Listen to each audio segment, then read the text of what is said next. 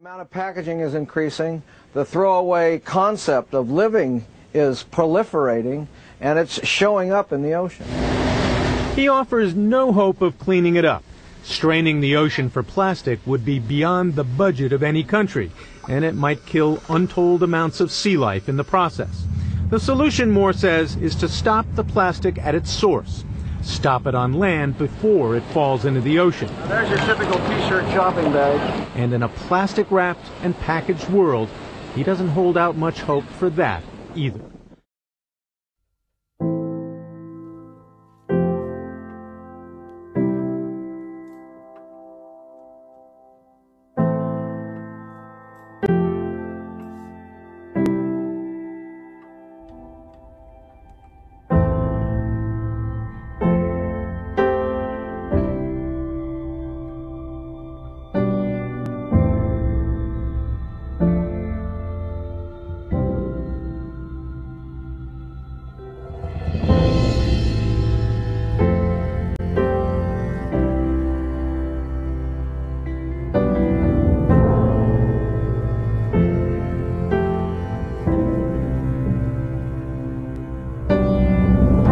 And they make clothing, they make purses, backpacks, those kind of materials. But 55% of all the carpeting made in the U.S. comes from your drink bottles. That's why it's worth a good value.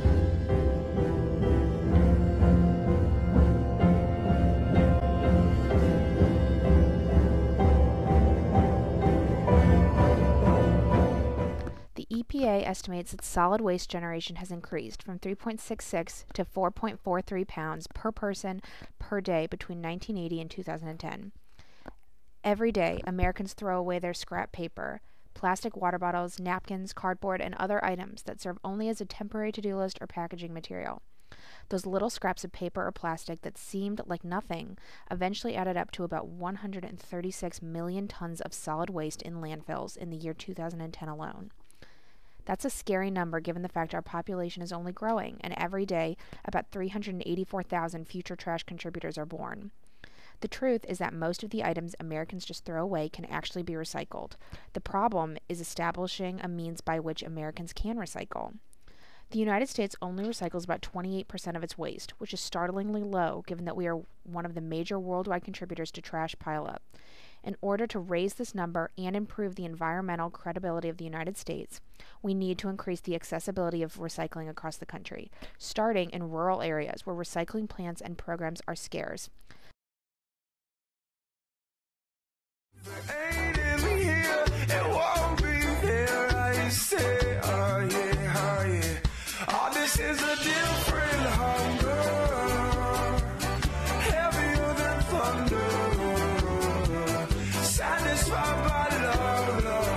Something like this. I think the first year you're gonna see basically a negative number because there's not going to be people out there. You're going to have to do a lot of advertising out there and a lot of getting out there in their face to to get them to do this.